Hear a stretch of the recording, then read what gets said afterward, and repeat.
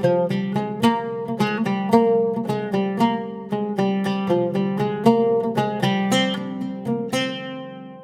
இன்னைக்கு 10 நிமிஷத்துல சட்டுன்னு ரெடி பண்ணக்கூடிய ஹல்வா எப்படி செய்யறதுன்னு தான் பார்க்க போறோம். இது ரொம்பவே டேஸ்டியா இருக்கும். வாயில வச்சதும் கரைஞ்சு போயிடும், அவ்வளோ சுவையா இருக்கும். ஹாய் ஃப்ரெண்ட்ஸ், என் பேர் Abhi. Welcome to Indian recipes Tamil. வீடியோக்குள்ள போறதுக்கு முன்னாடி நம்ம சேனல் இந்தியன் ரெசிபீஸ் தமிழை சப்ஸ்கிரைப் பண்ணிக்கோங்க. கூடவே இருக்க பெல் சிம்லையும் கிளிக் பண்ணிக்கோங்க.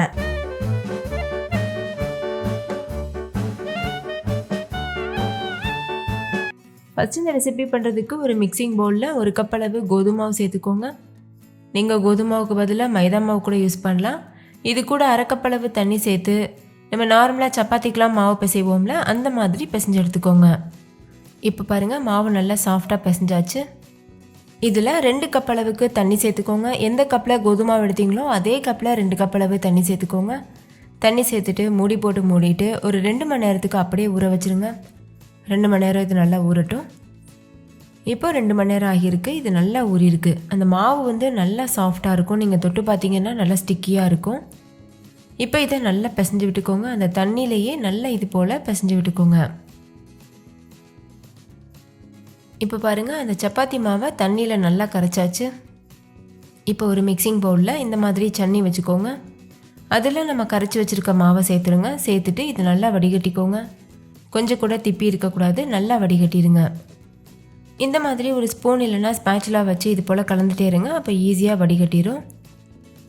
அவ்வளோதான், இப்போ நல்லா வடிகட்டியாச்சு. இந்த அளவுக்கு நம்மளுக்கு திப்பி கிடச்சிருக்கு. இது தேவையில்லை, இதை நம்ம தூக்கி போட்டுடலாம்.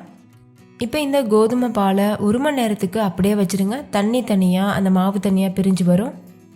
அது வரைக்கும் நம்ம வெயிட் பண்ணலாம். இப்போ 1 மணி நேரம் ஆகியிருக்கு. தண்ணி தனியாக பிரிஞ்சு வந்திருக்கு பாருங்கள். இப்போ இந்த தண்ணி வந்து நம்மளுக்கு தேவையில்லை. இதை மட்டும் வெளியில் எடுத்துடலாம். அடியில் இருக்க மாவு மட்டும்தான் நம்மளுக்கு தேவை. அப்போ தான் அல்வா வந்து நல்லா சாஃப்டாக வாயில் வச்சதும் கரையிறது அளவுக்கு இருக்கும். அதுக்காக தான் நம்ம கோதுமை மாவுலேருந்து இந்த மாவை மட்டும் தனியாக பிரித்து எடுத்துருக்கோம். இப்போ ஒரு குழிக்கரண்டி எடுத்துகிட்டு இந்த மாதிரி அந்த தண்ணியை மட்டும் தனியாக எடுத்துருங்க.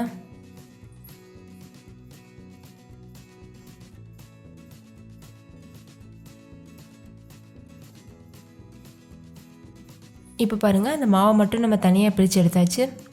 இப்போ இதில் நம்ம தேங்காய் பால் சேர்த்துக்கணும். நம்ம தேங்காய் பால் சேர்த்து செய்யும்போது நெய், எண்ணெய் எதுவுமே சேர்க்க தேவையில்லை. அந்த தேங்காய் பாலே போதுமானது. அந்த தேங்காய் பால்லேருந்து எண்ணெய் பிரிஞ்சு வரும், அதுவே போதுமானது. எந்த கப்பில் மாவு எடுத்தீங்களோ அதே கப்பில் 2 கப் அளவுக்கு தேங்காய் பால் சேர்த்துக்கோங்க. சேர்த்துட்டு இந்த மாதிரி நல்லா மிக்ஸ் பண்ணிக்கோங்க. அடுத்து ஒரு கடாயில் 2 கப் அளவுக்கு வெல்லம் சேர்த்துக்கோங்க. எல்லா பொருட்கள் மெஷர் பண்ணுறதுக்கும் ஒரே கப் அளவு எடுத்துக்கோங்க. இது கூட அந்த வெல்லம் முங்குறது அளவுக்கு தண்ணி சேர்த்துட்டு இதை நல்லா கொதிக்க வச்சுக்கோங்க. ஜஸ்ட் அந்த வெல்லம் வந்து கரைஞ்சா போதும். இது கூட ஒரு டீஸ்பூன் ஏலக்காய் தூள் சேர்த்து நல்லா மிக்ஸ் பண்ணிக்கோங்க.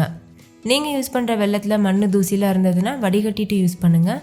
இது வந்து நயமான வெல்லம், இதில் மண் தூசி இல்லை. அதனால் நான் அப்படியே வந்து அல்வா செய்ய போகிறேன். வெல்லம் நல்ல கலரான வெல்லமாக பார்த்து யூஸ் பண்ணுங்கள். அப்போ தான் அல்வா வந்து நல்லா கலராக கிடைக்கும். இப்போ இதில் நம்ம செஞ்சு வச்சுருக்க கோதுமை மாவு பாலை சேர்த்துருங்க. அதாவது கோதுமை மாவு, தேங்காய் பால்லாம் சேர்த்து கலந்து வச்சுருக்கோம்ல, அந்த கலவையை சேர்த்துட்டு ஸ்டவ்வை மீடியம் ஃப்ளேம்லேயே வச்சுட்டு இது நல்லா அல்வா பக்குவத்துக்கு வர்றது வரைக்கும் இது போல் கலந்துகிட்டே இருக்கணும். இப்போ இது பார்க்குறதுக்கு நல்ல லிக்யூடாக இருக்குல்ல, அந்த மாதிரி இல்லாமல் நல்ல திக்கான கன்சிஸ்டன்சிக்கு உருண்டு திரண்டு வரும். அது வரைக்கும் நம்ம மிக்ஸ் பண்ணிகிட்டே இருக்கணும். இப்போ பாருங்கள், மொத்தமாக நான் 1/2 மணி நேரம் நல்லா இது போல் கிளறிட்டே இருந்தேன் மீடியம் ஃப்ளேமில் வச்சு. எந்த அளவுக்கு நல்லா க்ளோஸியாக திக்காக இருக்குது பார்த்தீங்கல்ல. இது இன்னுமே நல்லா திக்காகணும். நம்ம கோதுமை மாவுலேருந்து ஸ்டார்ச் மட்டும் பிரித்து எடுத்து தான் இந்த அல்வா பண்ணுறோம். அதனால் இந்த அளவுக்கு க்ளோஸியாக இருக்குது. நம்ம அப்படியே கோதுமை மாவை தண்ணியில் போட்டு கரைச்சி இந்த அல்வா பண்ணோன்னா நல்ல திக்கான அல்வா மாதிரி இருக்கும். இப்போ இந்த அளவு கெட்டியானதுக்கப்புறமா ஒரு கைப்பிடி அளவு முந்திரி பருப்பை சின்ன சின்னதாக கட் பண்ணிவிட்டு இந்த மாதிரி சேர்த்துக்கோங்க. சேர்த்துட்டு நல்லா கலந்துக்கோங்க. நம்ம தேங்காய் பால் சேர்த்துருந்தோம், அது நல்லா வற்றிட்டு அதுலேருந்து எண்ணெய் பிரிஞ்சு வருது. உங்கள் கண்ணுக்கு தெரியுதுல்ல, நல்லா க்ளோஸியாக இருக்குது. ஆனால் நம்ம இந்த அல்வா சாப்பிடும்போது தேங்காய் எண்ணெயோட வாசனைலாம் வராது. ரொம்ப ரொம்ப டேஸ்டியாக இருக்கும். நெய்யில் செஞ்சது போல் அவ்வளோ சுவையாக இருக்கும். இப்போ பாருங்கள், முழுமையாக அல்வா பக்குவத்துக்கு வந்துருச்சு. கடாயில் ஒட்டாமல் நல்லா உருண்டு திரண்டு வருது. இந்த ஸ்டேஜில் ஸ்டவ் ஆஃப் பண்ணிவிட்டு அல்வாவை நம்ம சர்வ் பண்ணிடலாம். நீங்கள் சுட சுட சர்வ் பண்ணலாம். அப்படி இல்லைன்னா ஆறுனதுக்கப்புறமா கூட சர்வ் பண்ணலாம். ஆறுனதுக்கப்புறமா இன்னுமே நல்லா திக்காகும். அவ்வளோதான், ரொம்ப ரொம்ப டேஸ்டியான ஹெல்த்தியான கோதுமை மாவு அல்வா சூப்பராக தயாராகிடுச்சு. நீங்களும் கண்டிப்பாக ட்ரை பண்ணி பாருங்கள். வீட்டில் இருக்க எல்லாரும் ரொம்ப விரும்பி கேட்டு வாங்கி சாப்பிடுவாங்க.